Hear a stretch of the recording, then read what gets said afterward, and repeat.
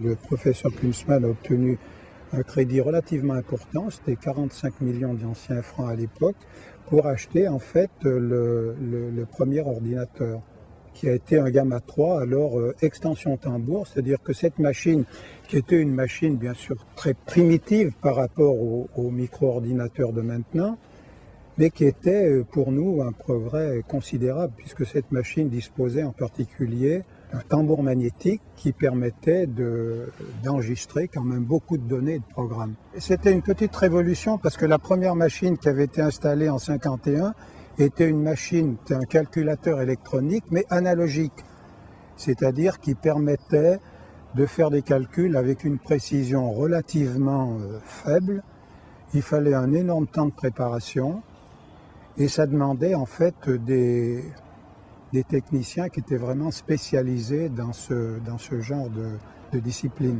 Par contre, les machines électroniques numériques, c'est-à-dire les ordinateurs, ont la grande faculté de pouvoir se programmer, c'est-à-dire de pouvoir, en fait, on peut sur ces machines construire des programmes à la demande pour toutes sortes de calculs, et puis on peut avoir à la fois une très grande rapidité de calcul, et puis en même temps une très grande précision. Alors moi j'étais responsable de la machine, c'est-à-dire j'étais responsable de son bon fonctionnement, de la formation des opérateurs, des techniciens qui devaient en fait faire fonctionner la machine en permanence, de la formation du personnel enseignant, puisque en même temps démarrait ce qu'on appelle un enseignement de la programmation. En fait l'idée c'était que toutes ces personnes, aussi bien étudiants, personnel technique que chercheurs, devaient pouvoir en fait utiliser la machine assez librement. Cette approche des ordinateurs était quand même assez difficile parce qu'on n'avait pas, disons, les outils qu'on a maintenant.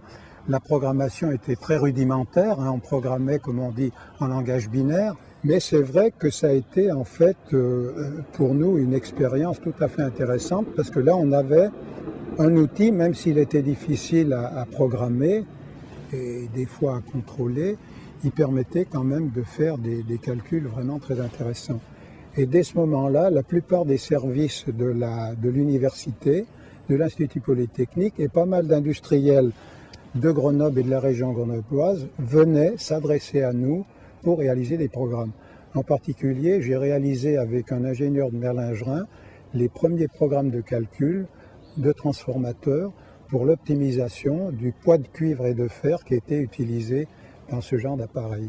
Et comme ça, on a travaillé avec pas mal d'industriels. On a fait également, je ne sais plus en quelle année, c'est à la fin des années 50, des calculs très importants pour Sud Aviation, qui à l'époque construisait le Caravelle, pour faire les essais en rafale de cet avion. Disons qu'on était quand même vraiment, disons presque les premiers.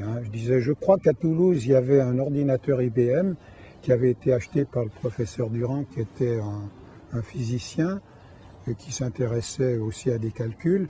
Mais et puis à Nancy aussi, il y a eu en fait une activité. Mais on peut dire que la première activité à grande échelle dans ce domaine a vraiment démarré à Grenoble et s'est développée à Grenoble d'une manière à la fois très rapide et puis en même temps très, très large, quoi.